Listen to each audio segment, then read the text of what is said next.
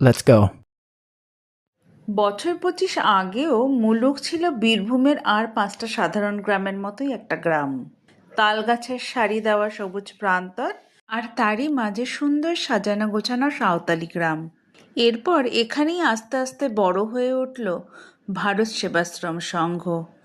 এখন সংঘের অতিথি নিবাসে রয়েছে আধুনিক জীবনযাত্রার সমস্ত সুযোগ সুবিধা, তাও একেবারে মধ্যবিত্তের নাগালে।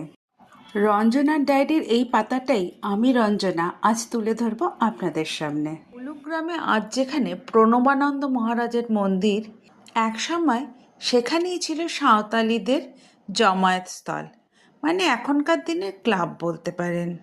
একসময় ভারত সেবাশ্রম সংঘ সাঁওতালিদের পাশে এসে দাঁড়ালো বন্ধুর মতো। সাঁওতালিরাও খুব বন্ধুবৎসল জাতি, তাই তারাও তাদের বন্ধুর জন্য ছেড়ে দিল নিজেদের ক্লাব এবং ক্লাব প্রাঙ্গণ।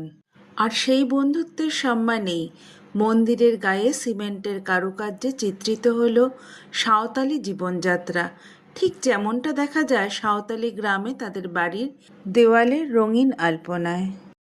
এবার চলুন চট করে দেখে নেই সংঘের নতুন অতিথি নিবাসের থাকার ব্যবস্থা। রুম ট্যারিফ নন এসি রুমে পার ডে পার হেড 500 টাকা, দুজন থাকলে 700 টাকা, তিনজন থাকলে 800 টাকা। এসি রুমের ট্যারিফ আলাদা।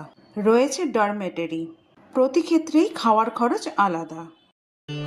বাতাসে বহিছে প্রেম, নয়নে লাগিল নেশা, কারাজে ডাকিল পিছে, বসন্ত এসে গেছে।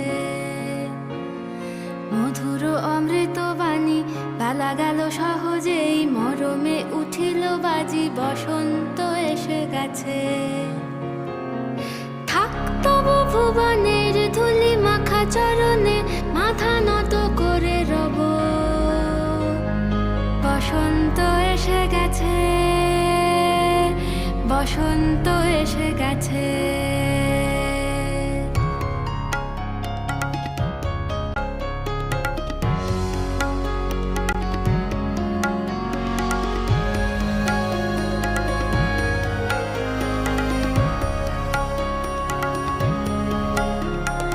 গগনের নবনীলে, মনের গোপনে, বাজে ওই বাজে ওই বাজে ওই।